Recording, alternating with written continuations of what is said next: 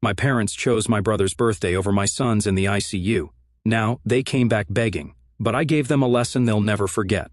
I'm a 38-year-old male and run my own contracting company that specializes in commercial renovations. I've been in business for 11 years now, and it wasn't an easy road getting here. My childhood was basically a masterclass in how to raise one kid while clearly favoring another. I was the responsible one, the one who got straight A's, played varsity baseball, and worked part-time jobs since I was 15. Meanwhile, my younger brother, Pete, a 33-year-old male, got praised for managing to put his own shoes on.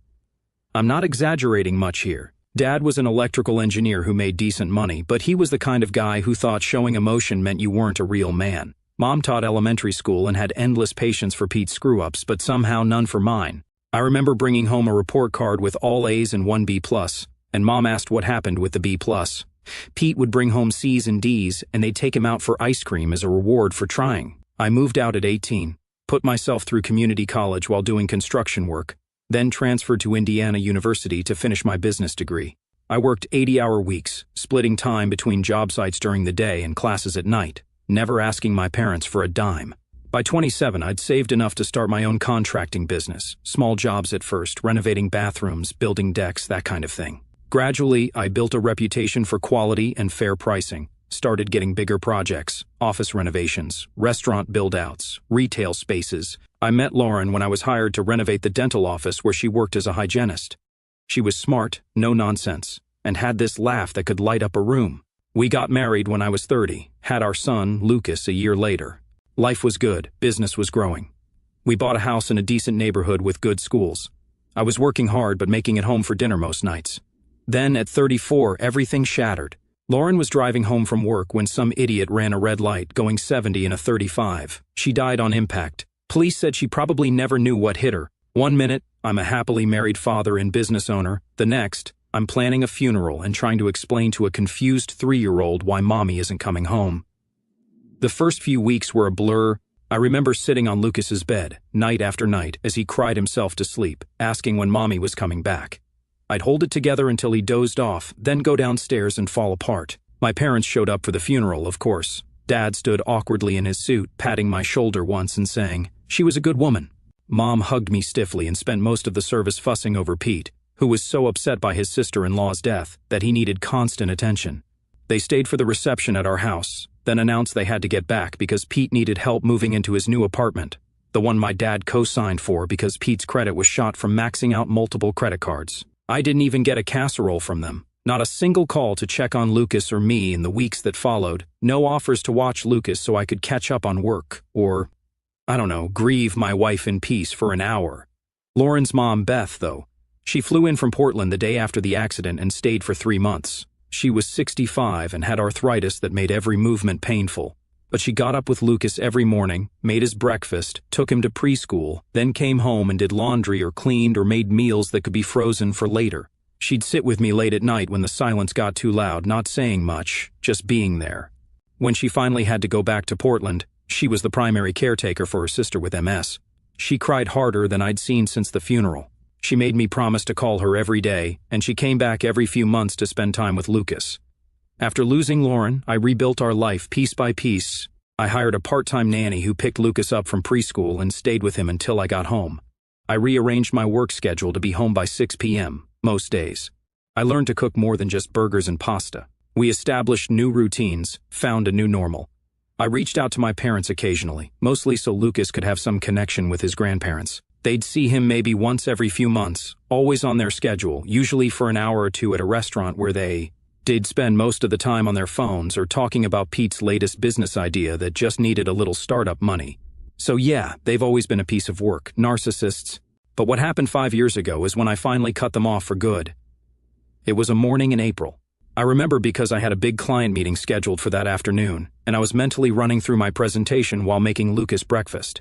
He was 6 then, in first grade, obsessed with dinosaurs in space. He was sitting at the counter, eating cereal and telling me about how a T-Rex couldn't actually run fast because of its body weight, something he'd learned from a documentary we'd watched the night before, when he suddenly stopped mid-sentence. His spoon dropped from his hand, clattering against the bowl. I looked up from my coffee to see his eyes roll back. Before I could reach him, he slid off the stool and collapsed on the kitchen floor. His body went rigid, then started convulsing violently.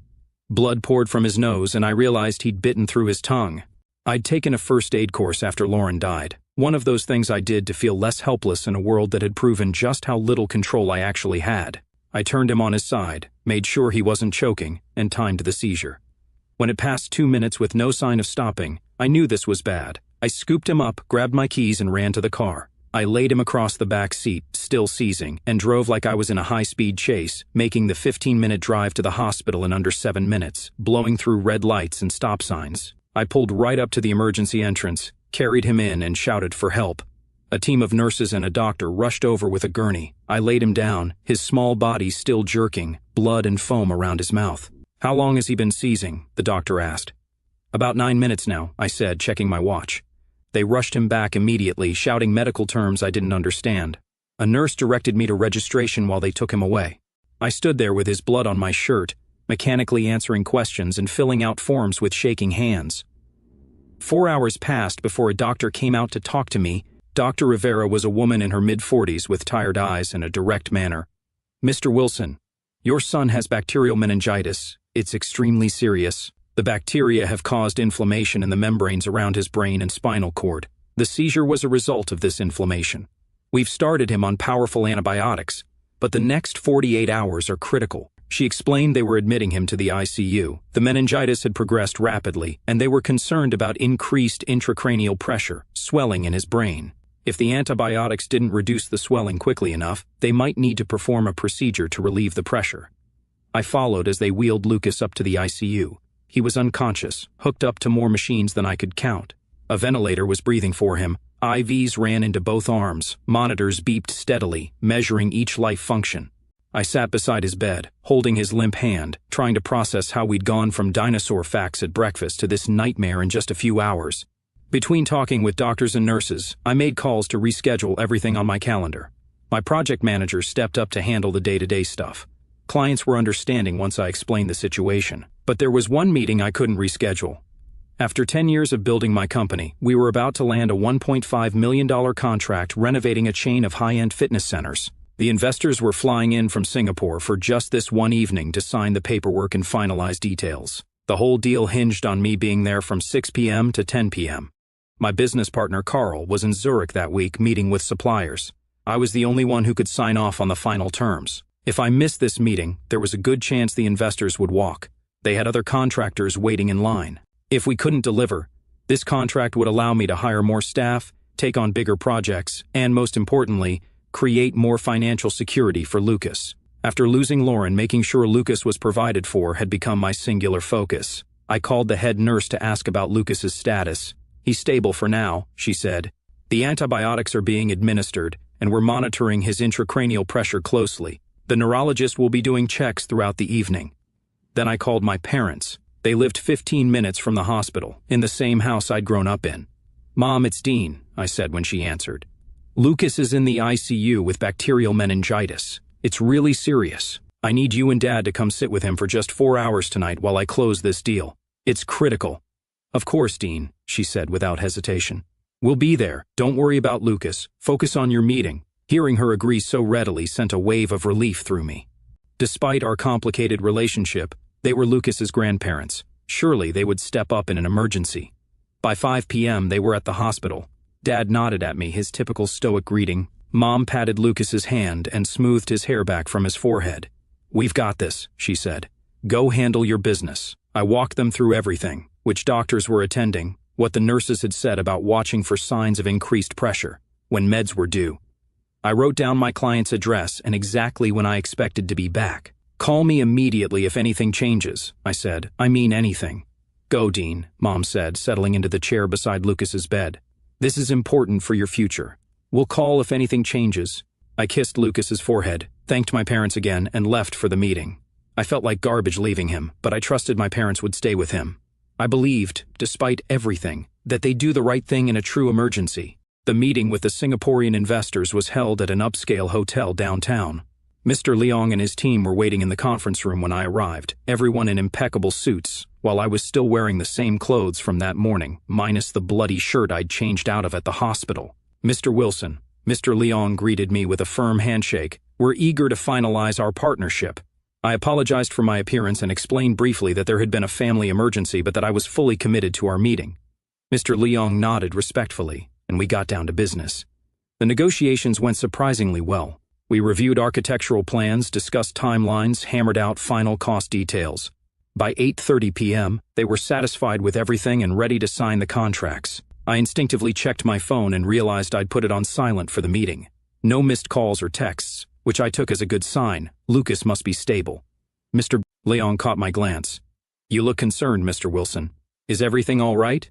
I hesitated, not wanting to derail the meeting when we were so close to finishing. "My son's in the ICU. My parents are with him, but—" He raised his hand. "Say no more. Family comes first. We can finish this tomorrow if needed." I was taken aback by his understanding. "Thank you, but I think we're almost done here. Let's finish the paperwork, and then I can get back to him." We signed the contracts within the next 30 minutes. As we shook hands to conclude the deal, Mr. Leong held on to mine for a moment longer than necessary. "Mr. Wilson, my eldest grandson, became very ill when he was young.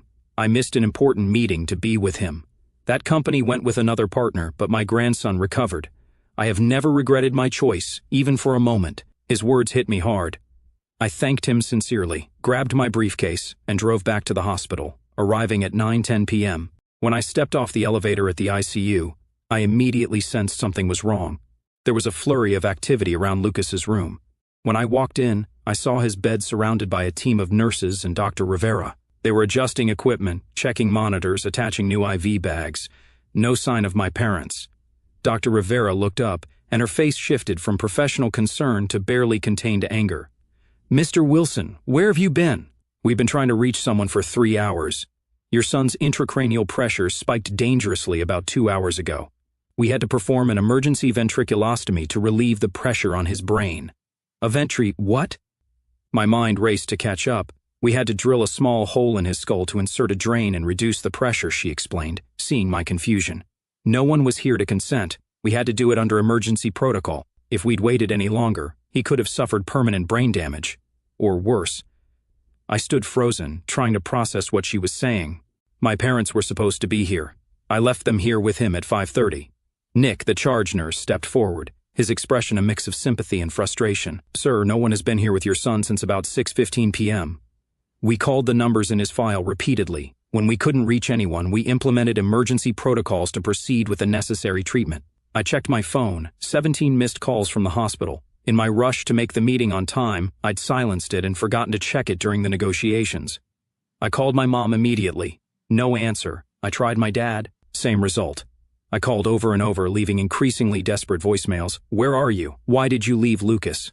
Call me back right now." I sat with Lucas, watching the ventilator push air into his tiny body, the fresh bandage where they drilled into his skull to relieve pressure.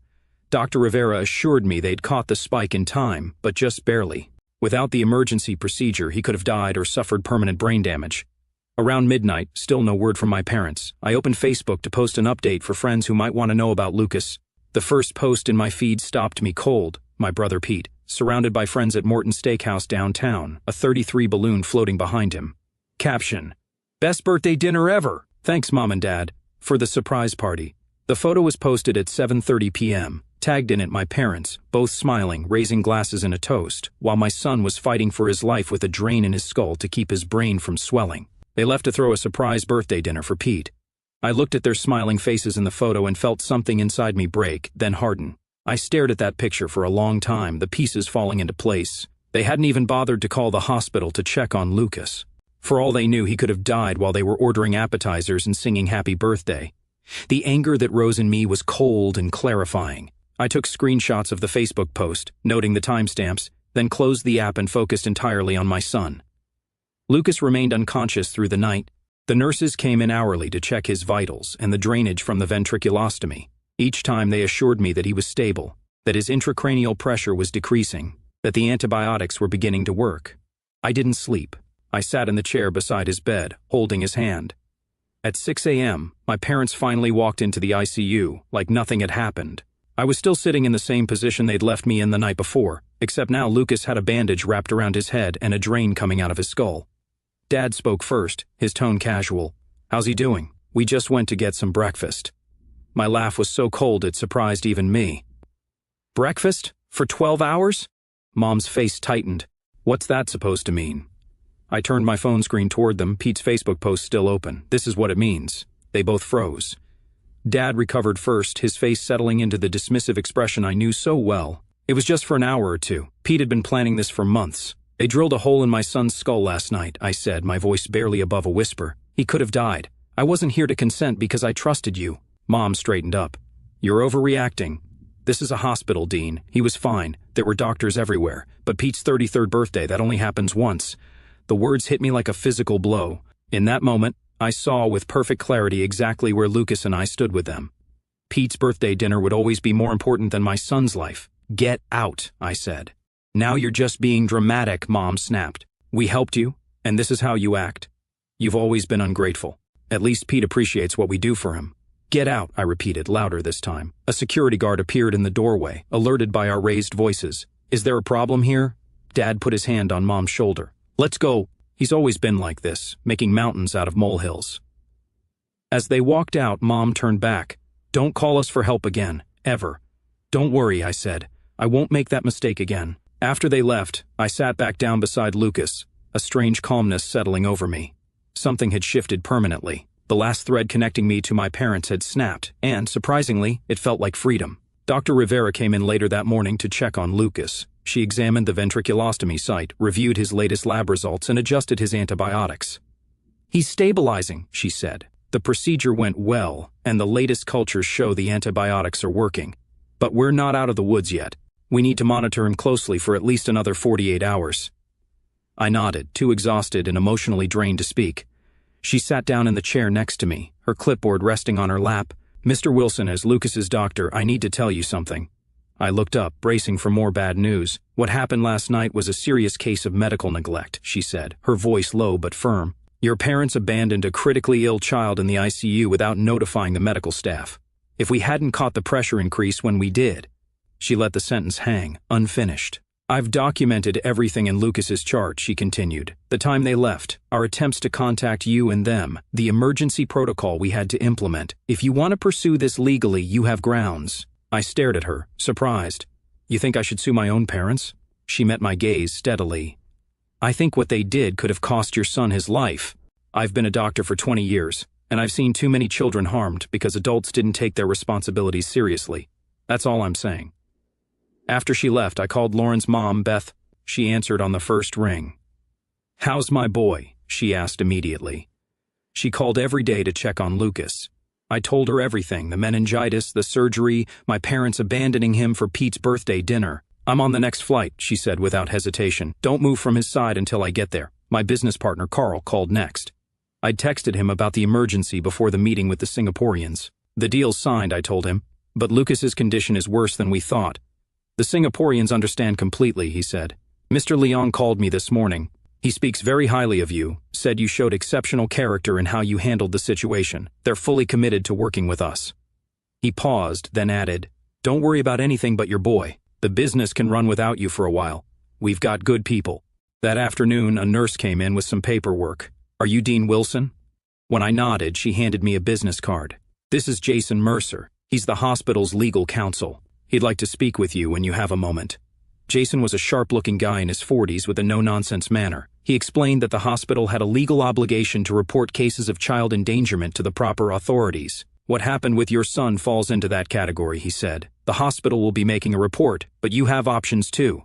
He outlined what a civil lawsuit might look like, the grounds for negligence, child endangerment, and emotional distress, the potential damages I could seek, the process and timeline.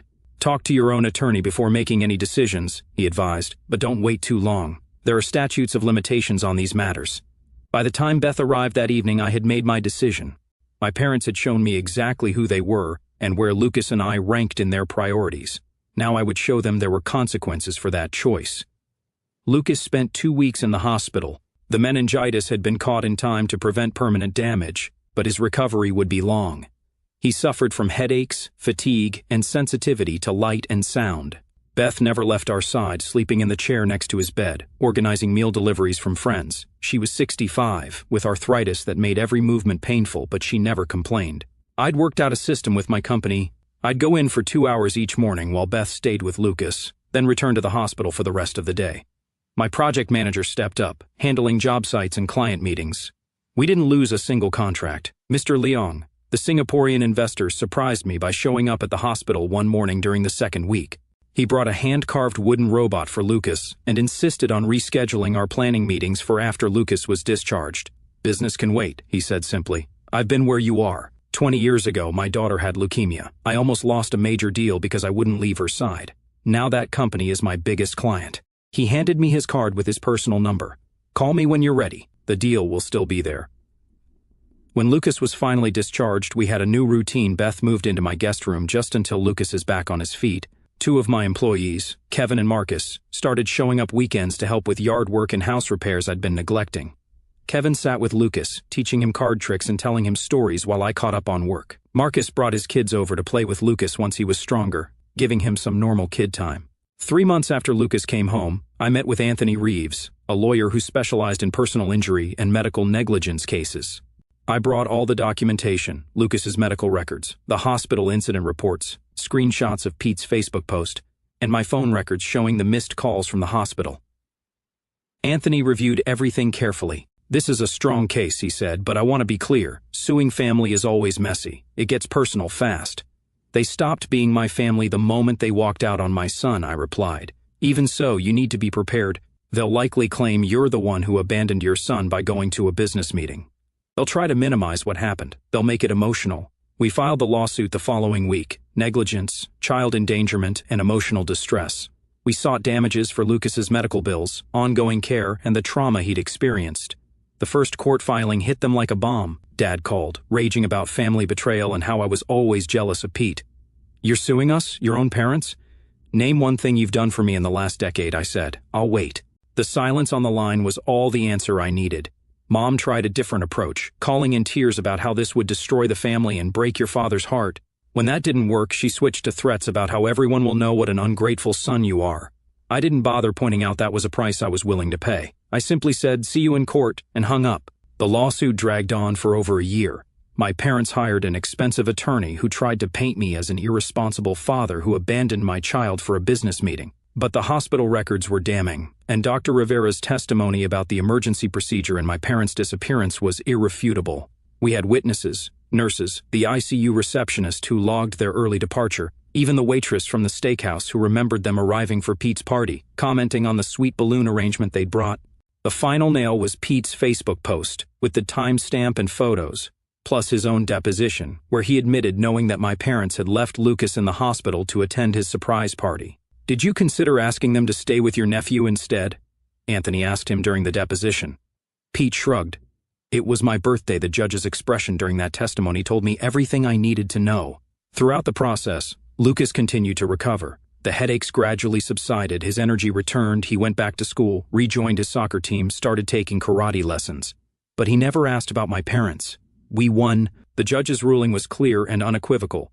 The court finds the defendant's actions showed a reckless disregard for the welfare of a minor in critical condition. This is not merely a family disagreement, but a serious case of neglect that could have resulted in tragedy. The judgment: $750,000 for Lucas's medical bills, ongoing care, and emotional damages. The judge also ordered my parents to pay all court costs. My parents weren't wealthy, but they had equity in their house and decent retirement accounts. The judgment would force them to sell their home and liquidate most of their savings. As we left the courthouse, Dad approached me, ashen-faced. "You've ruined us," he said flatly. "I hope you're satisfied." I looked at him, feeling nothing. "No, Dad, you ruined yourselves the moment you walked out on Lucas. This is just the bill." The money from the lawsuit went into a trust for Lucas's education and future needs, with a portion set aside for any ongoing medical treatment he might require. I didn't want or need their money. I wanted accountability. 4 years passed after the lawsuit. Lucas, now 11, had fully recovered with no lasting effects from the meningitis. He was a straight-A student, played competitive soccer, and had developed an interest in computer programming. Beth had permanently moved to Indianapolis, buying a small house 10 minutes from ours. She came for dinner 3 times a week and had become the grandmother Lucas deserved. Kevin and Marcus remained close friends, our family spending holidays together. They'd become Lucas's honorary uncles, teaching him to fish, helping him build a treehouse, showing up for his soccer games and school performances. The contract with the Singaporeans had expanded to a $5 million annual business relationship. Mr. Leong and I had become friends, with his company opening doors I never thought possible. My business now employed 45 people and had expanded into 3 states. I heard through mutual acquaintances that my parents had been forced to sell their house and move into a small apartment across town. Pete's business ventures had all failed, and he'd moved in with them, still living off what little they had left. The court judgment had hit them hard. They'd appealed but lost. After paying legal fees and the settlement, they were left with minimal savings for their retirement. Dad had gone back to work as a consultant, but at 70, the opportunities were limited. Then, one evening, my phone rang with a number I didn't recognize. "Mr. Wilson, this is Mercy Hospital. Your mother has been admitted with a severe cardiac event. She's asking for you." I sat there, letting the words sink in. "I understand. Thank you for letting me know." I didn't rush to the hospital. Instead, I finished dinner with Lucas, helped him with homework and tucked him in. Then I drove slowly across town, parking in the same hospital garage where I desperately rushed with Lucas years before. When I walked into her room, Mom looked small and fragile, tubes and wires connecting her to machines. Dad sat slumped in a chair beside her, looking every bit of his 70 years. His head snapped up when he saw me. "Dean, thank God, we need your help." I said nothing, just looked at them both. "Your mother needs bypass surgery," Dad continued. "Our insurance won't cover all of it. We've exhausted our savings. Pete," he trailed off. "Pete can't help us." Mom reached out a pale hand. "Dean, I know we've had our differences, but I'm your mother. Please help us. We have nowhere else to turn." I looked at her outstretched hand, remembering Lucas's small fingers wrapped in bandages, the ventilator breathing for him while they ate birthday cake across town. "The surgery," Dad pressed. "It's $120,000 not covered by insurance. We can pay you back slowly once your mother recovers." "Like you paid back the judgment?" I asked quietly. Dad flushed. "That was different. That was you being vindictive." "Dean, please," Mom whispered. I stepped closer to the bed, looking down at her. "You know, when Lucas was lying in the ICU and they had to drill into his skull because his brain was swelling, no one was there to hold his hand. No one who loved him was there to speak for him because you chose Pete's birthday party over your grandson's life." Tears filled her eyes. "I'm sorry, Dean. I was wrong. We were wrong. Please don't punish me for one mistake." I leaned in close. "It wasn't one mistake. It was a lifetime of showing me exactly where I stood. And now you know where you stand with me." I straightened up. "You'll be fine. But Lucas's birthday, that's once a year." The shock on her face was priceless, her own words thrown back at her after all this time. Dad jumped up. "You heartless jerk, after everything we did for you." I turned to him calmly. "Name one thing, Dad. I'm still waiting." He deflated, sitting back down heavily. I walked to the door, then paused. "I'll have my assistant drop off a check tomorrow for $10,000. Enough for a consultation with a cardiac specialist who can help you arrange a payment plan." "That's it." "That's it?" Dad asked incredulously. "Your mother could die." I looked back at them both. "This is a hospital. She'll be fine." Then I added, "Consider the $10,000 a gift from Lucas." I asked him what I should do, and he said, "Help Grandma a little, Dad, not because she deserves it, but because we're not like them." The next day, I had my lawyer deliver the check, along with paperwork releasing them from any future claims of financial support from me. At the bottom, I'd written, "This concludes our relationship. This closes our account permanently." That night, I sat on the deck with Beth, Kevin, and Marcus, watching Lucas play soccer in the backyard with Marcus's kids. "You okay?" Beth asked, squeezing my hand. I nodded, watching my son's face light up as he scored a goal. "Yeah, we're going to be just fine. For years, I thought family was about blood ties and obligation.